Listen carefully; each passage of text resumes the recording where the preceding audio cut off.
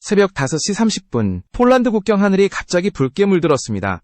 러시아 전략폭격기 Tu-95 메가지멘스에서 발사된 순항미사일이 폴란드 접경지역 상공을 스치며 지나갔고, 동시에 흑해 함대에서 출격한 샤헤드 드론들이 우크라이나 서부로 쏟아져 들어왔습니다. 그날 밤, 폴란드군 작전사령부는 초유의 명령을 내렸습니다. FA-50과 F-16 전투기, 그리고 나토 소속 공중금유기와 정찰기들이 동시 출격한 것입니다. 폴란드는 이미 전면전을 대비한 상태였습니다. 그러나 이번 러시아의 공격은 단순한 공습이 아니었습니다. 공격의 궤적이 폴란드 국경을 따라 날아가거나 급선회하는 형태로 진행된 것입니다.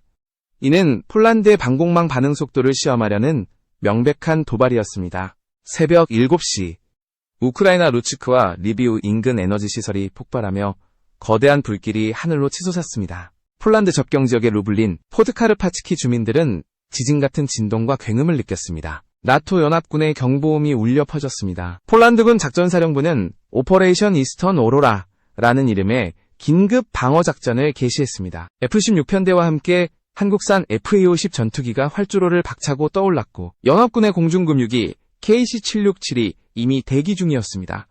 FA-50의 이륙은 단순한 방공 대응을 넘어 한 가지 상징적 의미를 갖고 있었습니다. 한국이 만든 경공격기가 유럽의 하늘을 지키고 있다는 사실, 그것이야말로 한국 방위산업의 위상이 어디까지 왔는지를 보여주는 장면이었습니다. 폴란드 정부는 이 상황을 실시간으로 브리핑하며 국민들에게 차분히 대응할 것을 요청했습니다. 하지만 국경 근처의 군 병력들은 이미 전시체제로 돌입했습니다. 폴란드와 나토의 합동작전센터에서는 러시아 미사일의 비행 경로를 실시간 추적하고 공중요 경망을 재조정했습니다. 그 순간 FA-50 조종사들이 탄소복 안으로 땀을 쏟아내며 교신을 주고받았습니다. 루블린 방향 고도 3000, 목표물 접근 중. 이어진 명령은 간단했습니다. 요격 허가. 공중에서 번쩍이는 빛과 함께 FA-50의 AIM-9 단거리 공대공 미사일이 발사되었습니다. 이어서 나토의 F-16 편대가 뒤따라 레이더에 포착된 미확인 표적을 향해 접근했습니다. 몇 초 뒤 폴란드 북동부 상공에서 폭발음이 연쇄적으로 울렸습니다. 러시아의 샤헤드 드론 무리 일부가 격추된 것입니다. 그러나 모두를 막을 수는 없었습니다. 우크라이나 서부의 송전시설 일부가 파괴되었고, 그 불빛이 폴란드 국경까지 비추었습니다. 이날 사건은 단순한 군사적 충돌을 넘어 유럽 안보 전체를 뒤흔드는 경고였습니다. 폴란드 정부는 즉시 나토 긴급회의를 요청했고, 독일과 프랑스, 영국이 화상으로 참여했습니다. 그들은 한 목소리로 말했습니다. 이번 공격은 우크라이나만을 향한 것이 아니다. 폴란드를 향한 도발이다. 나토 사무총장은 즉각적인 대응 강화와 공중초계 확대를 지시했습니다. 한편 한국에서는 외교부와 국방부가 동시에 움직였습니다. FA-50이 실제 전장에 투입된 첫 사례였기 때문입니다. 한국군 관계자는 한국산 전투기가 나토 방공망의 일원으로 작전한 것은 역사적 의미가 있다고 평가했습니다. 한국에서 개발된 FA-50은 이미 필리핀, 인도네시아, 이라크에 수출되었지만 유럽 하늘에서의 실전 배치는 처음이었습니다.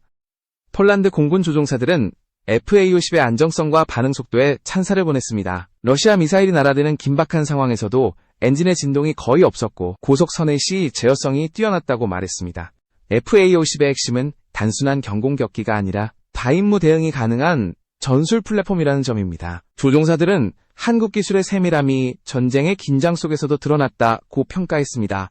이날 새벽의 공중전은 30분도 채 되지 않았습니다. 그러나 그 짧은 시간은 폴란드뿐 아니라 나토 전체에게 새로운 현실을 보여주었습니다. 러시아의 위협은 여전히 현재 진행형이며 한국산 무기가 더 이상 단순한 수출품이 아닌 전선의 실전 자산으로 자리 잡았다는 사실이었습니다. 이제 유럽의 하늘에 새겨진 이름, FA-50. 그 이름은 한국의 기술력과 폴란드의 결단이 만들어낸 새로운 방위동맹의 상징이 되었습니다.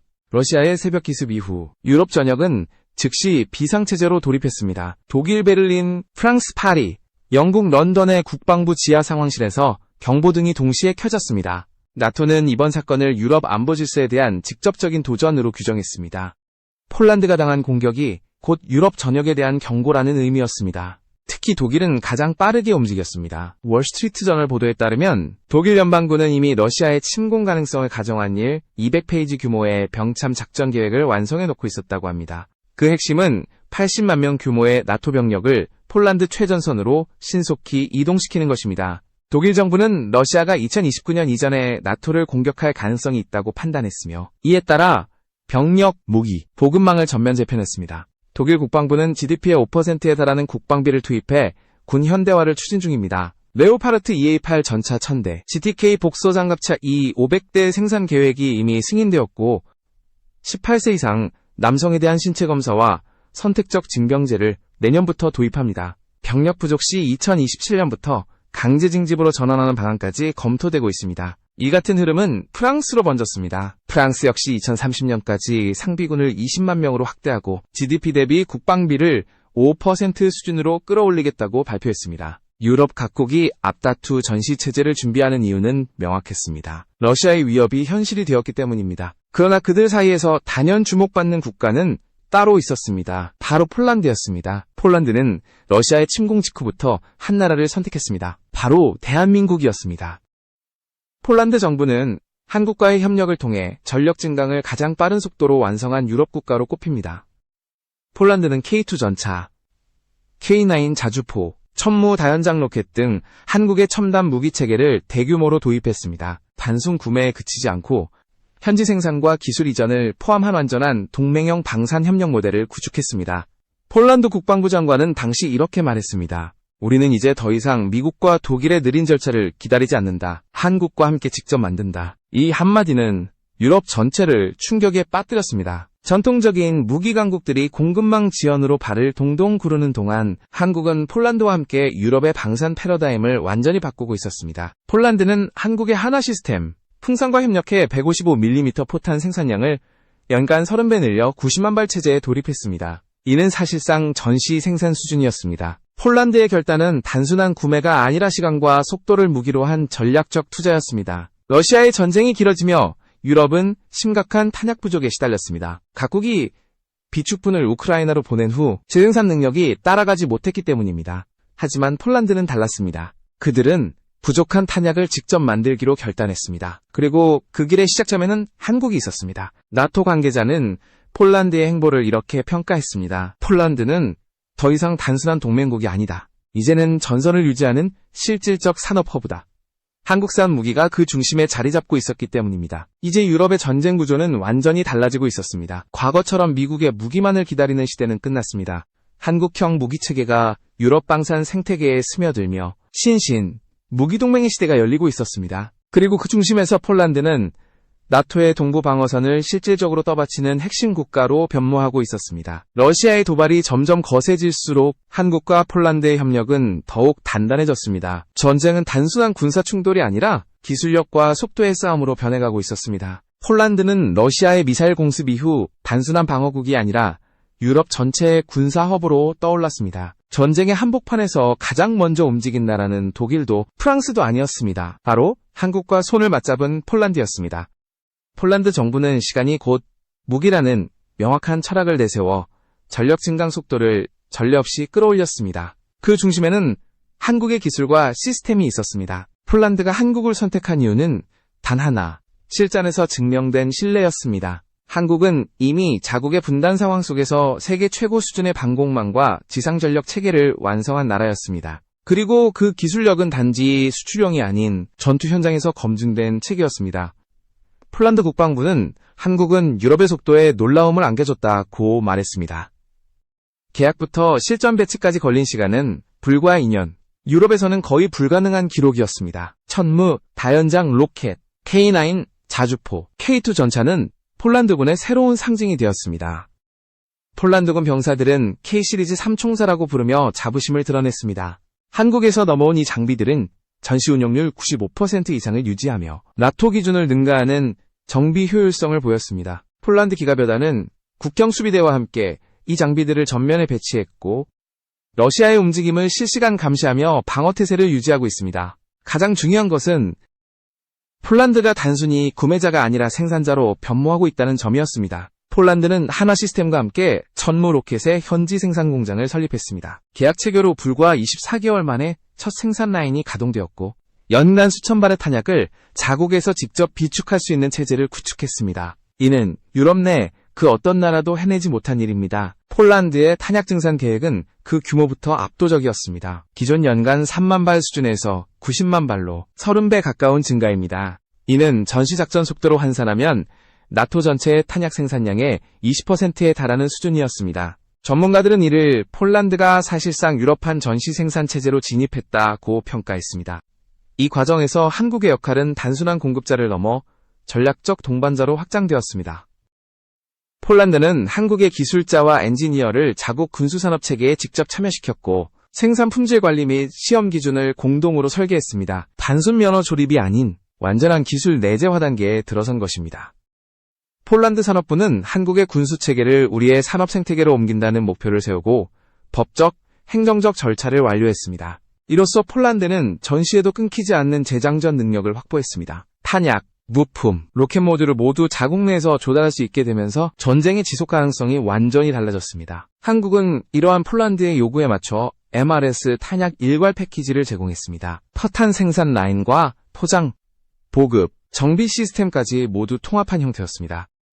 이제 폴란드는 전시에도 외부 공급에 의존하지 않는 완전 자립형 군수국가로 도약하고 있습니다. 유럽 각국이 공급망 붕괴로 휘청이는 동안 폴란드는 한국 기술을 기반으로 군수 자립의 길을 걷고 있는 것입니다. 나토 내부에서는 이를 두고 한국이 유럽의 탄약 허브를 열었다는 평가가 나왔습니다. 한국 입장에서도 이 협력은 전략적 전환점이었습니다. 폴란드 공장에서 생산되는 탄약과 로켓은 단순히 폴란드군에만 쓰이지 않습니다. 유럽 전역의 동맹국들이 공동 구매할 수 있는 표준 모델로 자리 잡게 됩니다. 이는 곧 한국식 무기 규격이 유럽 시장 A 표 준하 단계로 들어간다는 뜻이었습니다. 이 모든 변화의 핵심은 단 한 가지 속도였습니다. 한국은 계약 후 납기까지의 시간을 최소화하며 유럽 방산의 비효율적 절차를 뛰어넘었습니다. 폴란드 국방부 관계자는 한국과 일하면 지연이란 단어가 사라진다고 말했습니다. 전쟁이 장기화될수록 이 신뢰는 더욱 굳건해지고 있습니다. 이제 유럽의 무기시장 중심은 서서히 이동하고 있습니다. 미국과 독일의 독점 체제는 균열을 맞이했고 그 빈틈을 메우는 이름은 대한민국이 되었습니다. 폴란드는 더 이상 방산 후발주자가 아닙니다. 한국과 함께 유럽의 새로운 군사 표준을 만들어내는 주역으로 떠오른 것입니다. 폴란드의 방위산업혁명은 여기서 멈추지 않았습니다. 이제 그들은 단순히 무기를 수입하거나 조립하는 단계를 넘어서 스스로 만든다는 단계로 진입했습니다. 이 중심에는 바로 한국형 천모 로켓 시스템과 정밀 유도탄 CZR-080이 있습니다. 폴란드 국방부는 이 시스템을 기반으로 연간 수천 발의 로켓을 자국에서 생산하고 이를 유럽 전역에 공급하는 체제를 구축하고 있습니다. CZR-080은 단순한 로켓이 아닙니다. 목표를 정밀하게 타격할 수 있는 GPS, 유도형 다연장 로켓으로 전장 239mm급의 탄두를 장착합니다. 한국은 이 시스템의 설계도와 품질 시험 기준을 폴란드에 완전 이전했습니다.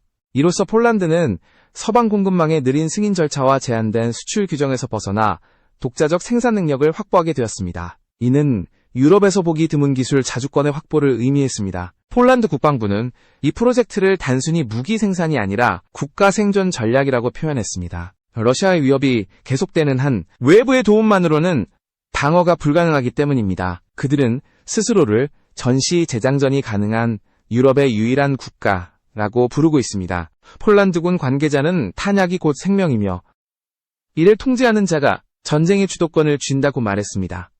한국의 기술진은 폴란드 현지 공장에서 직접 라인을 가동했습니다. 생산 라인은 한국의 군 표준 체계를 그대로 반영했으며 나토 인증 품질 시험까지 통과했습니다. 폴란드 엔지니어들은 한국식 품질 관리 방식이 단 3개월 만에 생산율을 40% 끌어올렸다고 평가했습니다. 이 공장은 단순한 무기 생산소가 아닌 유럽의 전쟁 지속 능력을 지탱하는 핵심 인프라로 자리 잡고 있습니다. 여기에 더해 폴란드는 호마르 K 프로젝트를 병행하고 있습니다. 이는 한국의 천모를 기반으로 한 폴란드 현지화 버전으로 나토 표준 네트워크와 완벽히 연동됩니다. 폴란드는 미국의 하이마스, HIMARS 시스템과 호마르 K를 병행 운영하며 두 체계를 상호 보완적으로 운용하고 있습니다. 하이마스는 미제 탄약과 데이터 링크를 통해 나토의 네트워크 전술에 적합하고 호마르 K는 속도와 유연성, 그리고 현지 탄약 자립 능력에서 압도적인 강점을 보입니다. 폴란드는 이를 통해 발사대의 수량보다 더 중요한 탄약 회전율을 극대화하고 있습니다. 발사대가 아무리 많아도 탄약이 제때 공급되지 않으면 전선은 유지되지 않습니다. 그래서 폴란드는 발사대와 탄약 공장을 병렬로 확충하고 정비 부품과 통신체계까지 자국 내에서 통합 관리하는 체계를 만들었습니다. 이로써 폴란드는 나토 내에서도 가장 빠른 재충전과 보급이 가능한 국가로 부상했습니다. 폴란드가 한국과 손잡은 결정적 이유는 바로 이 속도와 독립성이었습니다. 미국의 공급망은 정치적 승인과 복잡한 절차로 인해 자주 지연됩니다. 하지만 한국은 계약과 동시에 엔지니어를 파견하고 생산 설비를 구축하며 공장 가동까지 이어졌습니다. 이 놀라운 낙기 속도는 유럽 각국에 큰 충격을 주었습니다. 나토 내부에서는 한국식 방산 모델이 유럽의 기준을 다시 썼다는 말이 나왔습니다. 과거엔 유럽의 무기 표준이 미국과 독일 중심이었다면 이제는 한국형 규격이 새로운 기준으로 부상하고 있습니다. 탄약, 정비, 교육, 수명주기 관리까지 모든 것이 한국식 패키지로 유럽 전장에 들어가고 있습니다. 한국의 입장에서도 폴란드는 단순한 수출 대상국이 아닙니다. 유럽 시장 진입의 교두보이자 새로운 산업 파트너입니다. 폴란드의 현지 생산 데이터를 바탕으로 한국은 유럽형 개량 모델을 개발하고 이를 다시 유럽 전체에 수출할 수 있는 체계를 완성했습니다. 즉, 한국은 폴란드와 함께 유럽형 K 방산 생태계를 만들어낸 것입니다. 폴란드의 성공은 다른 나토 회원국들에게도 영향을 미쳤습니다. 노르웨이, 슬로바키아, 루마니아 등이 잇따라 한국과의 협력에 관심을 보이고 있으며 실제로 다연장 로켓과 자주포 체계의 구매 협상이 진행 중입니다. 한국의 방산 기술이 이제 아시아를 넘어 유럽의 전장 중심으로 이동하고 있는 것입니다. 이 모든 변화는 단 하나의 메시지를 남깁니다. 한국의 기술력은 이제 세계 최전선에서 실전으로 검증되고 있다는 사실입니다. 폴란드는 단순한 구매국이 아니라 그 기술을 함께 만드는 파트너로서 한국과 함께 새로운 방위동맹의 장을 열고 있습니다. 러시아의 연속적인 도발이 이어지면서 유럽의 전략 구도는 서서히 변하고 있었습니다. 그러나 가장 주목할 만한 변화는 바로 러시아 내부의 시선이었습니다. 러시아의 군사 전문가들조차 이제 한국의 기술력과 폴란드의 결합을 경계하기 시작했습니다. 한국식 무기 시스템이 유럽 전장을 재편하고 있다는 분석이 러시아 국영방송에서 처음 등장한 것입니다. 러시아는 처음엔 한국산 무기를 가볍게 여겼습니다. 그러나 K2 전차가 혹한의 동유럽 기후에서도 완벽히 작동하고 천무다연장 로켓이 실시간 네트워크 연동으로 목표를 정밀 타격하는 모습을 보며 태도를 바꾸지 않을 수 없었습니다. 러시아 국방부 산하 군사연구소는 최근 보고서에서 이렇게 밝혔습니다.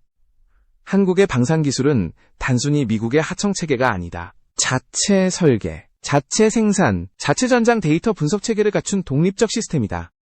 특히 폴란드와 한국이 추진 중인 CZR-080 정밀 유도탄의 공동 생산 계획은 러시아에게 큰 충격을 주었습니다. 이 로켓은 전술거리 80km 급으로 러시아군이 사용하는 스메르치급 다연장 로켓보다 정확도에서 5배 이상 높다는 평가를 받습니다. 폴란드와 한국은 이 기술을 통해 나토 전체의 장거리 활용망을 새로 구성하고 있습니다. 러시아 입장에서는 상황이 심각합니다. 유럽의 전선에서 자국산 무기를 대체하는 신흥 세력이 등장했기 때문입니다. 과거엔 미국산, 독일산 무기만이 나토의 핵심 전력이었지만 이제는 한국산 무기가 그 자리를 빠르게 채우고 있습니다.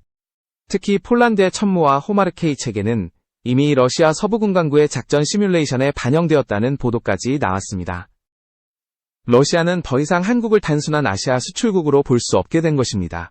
러시아 언론은 한국을 기술적 중립국에서 실질적 군사 영향력 국가로 전환한 유일한 사례라고 보도했습니다. 이는 단순한 외교적 수사가 아니라 러시아 내부의 위기의식이 반영된 표현입니다. 그들은 한국의 무기들이 나토의 동부 방어선을 강화시키며 러시아의 전략적 우위를 약화시키고 있다고 평가했습니다. 이런 변화는 푸틴 대통령에게도 큰 부담이 되었습니다. 전쟁이 장기화되면서 러시아의 경제는 피폐해지고 군수품 공급망은 붕괴 위기에 처했습니다. 반면 폴란드는 한국의 기술을 통해 자급 체계를 완성하고 탄약 비축량을 폭발적으로 늘리고 있었습니다. 푸틴의 측근들조차 이제 폴란드는 유럽의 최전방이 아니라 한국이 만든 새로운 군사 플랫폼의 중심이다 라고 평가했습니다. 이때부터 러시아의 외교 전략은 미묘하게 변하기 시작했습니다. 푸틴은 북한과의 군사 협력을 유지하면서도 동시에 한국을 향한 발언 수위를 점차 완화했습니다. 러시아 내 각종 싱크탱크들은 한국과의 관계 단절은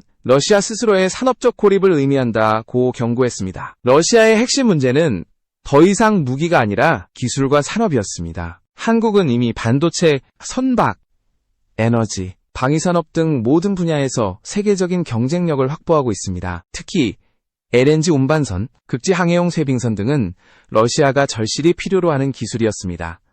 러시아의 북극항로 개발 프로젝트가 한국의 조선 기술 없이는 불가능하다는 사실이 점점 명확해졌습니다. 유럽의 전쟁이 장기화될수록 한국의 입지는 더욱 단단해졌습니다. 유럽 각국은 한국을 통해 방산 자립의 길을 배우고 있고 러시아는 그런 한국을 경계하면서도 협력의 손을 내밀 수밖에 없는 처지에 놓였습니다. 이는 군사적 균형을 넘어 외교적 지형을 바꾸는 사건이었습니다. 폴란드 국방부 고문은 인터뷰에서 이렇게 말했습니다. 한국은 전쟁을 두려워하지 않는 나라가 아니라 전쟁을 예측하고 대비하는 나라다. 우리는 그 점에서 한국을 배운다.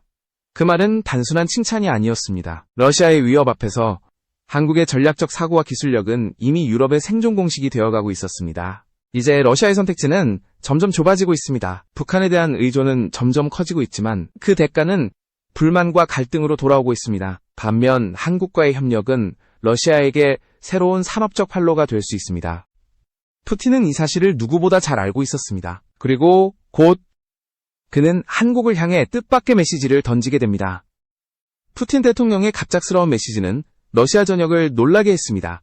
그는 공식 성명에서 한국과의 관계를 회복하고 싶다. 과거의 실용적 파트너십으로 돌아가자고 말했습니다. 이는 2023년 이후 처음으로 푸틴이 한국을 직접 언급한 사건이었습니다. 러시아 정부는 그동안 북한과의 군사협력 강화에 집중하며 한국 관련 발언을 자제해왔지만 이제 그 균형이 무너진 것입니다. 외교 전문가들은 푸틴의 이 발언을 절박함의 신호라고 평가했습니다. 러시아는 우크라이나 전쟁의 장기화로 인해 경제가 붕괴 직전까지 몰렸고 군수 자원이 바닥난 상황이었습니다. 더 이상 북한으로부터 무기를 조달하는 것만으로는 버틸 수 없었습니다. 북한은 지원의 대가로 러시아에 막대한 현금 보상을 요구했지만 러시아는 그 약속을 지키지 못했습니다. 실제로 북한이 받은 금액은 약속의 20%에도 미치지 못한 것으로 알려졌습니다. 그 결과 북한 내부에서도 불만이 터져나왔습니다. 김정은이 직접 군 공장을 돌며 불만을 진정시키는 장면이 공개될 정도였습니다. 러시아는 이제 북한을 통해 얻을 수 있는 실익이 거의 사라졌음을 깨닫게 되었습니다. 바로 그 시점에 푸틴이 손을 내민 대상이 한국이었습니다. 러시아의 외교가가 말하는 푸틴의 진짜 의도는 경제 회복이었습니다. 그 중심에는 북극항로가 있습니다. 러시아는 북극해를 통과하는 새로운 물류 루트를 완성해 세계 무역의 새로운 길을 열려 했습니다.